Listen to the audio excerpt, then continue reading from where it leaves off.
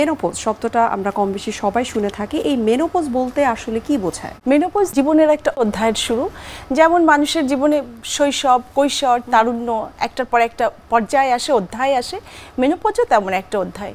যখন মেয়েদের মাসিক ঋতুস্রাবটা স্থায়ীভাবে বন্ধ হয়ে যায় এবং 1 বছর টানা এটা বন্ধ থাকে, তখন আমরা এটাকে মেনোপজ বলি। মেনোপজ মানে তার রিপ্রোডাক্টিভ এজের শেষ, এরপরে আর তার সন্তান জন্মদানের সক্ষমতা থাকবে না। সাধারণত কত বছর বয়স থেকে মেনোপজ হবার সম্ভাবনাটা সব থেকে বেশি থাকে?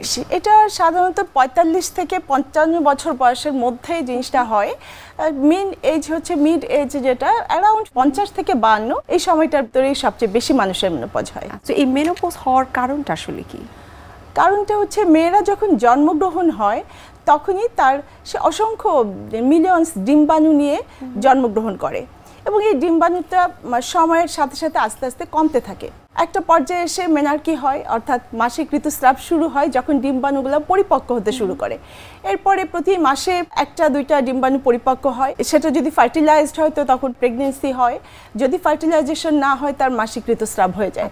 এইভাবে দীর্ঘ বছর ধরে হতে হতে দেখা যায় যে এই ডিম্বাণুর পরিমাণটা কমতে থাকে এবং ওভারির কার্যক্ষমতাটা কমতে থাকে। কমতে কমতে অ্যারাউন্ড 50 ইয়ার্স এজে এসে দেখা যায় যে ডিম্বাশয়গুলোতে ডিম্বাণুর পরিমাণ একেবারেই কমে যায় এবং যে ডিম্বাণুগুলো থাকে সেগুলো সেন্সিটিভিটি হারায়, রেজিস্ট্যান্ট হয়ে যায়। এর ফলে দেখা যায় যে তার ডিম্বাশয় থেকে ডিম্বাণু পরিপক্ক হচ্ছে না, যার ফলে তার ডিম্বস্ফুরণ হচ্ছে না, ওভুলেশন হচ্ছে না।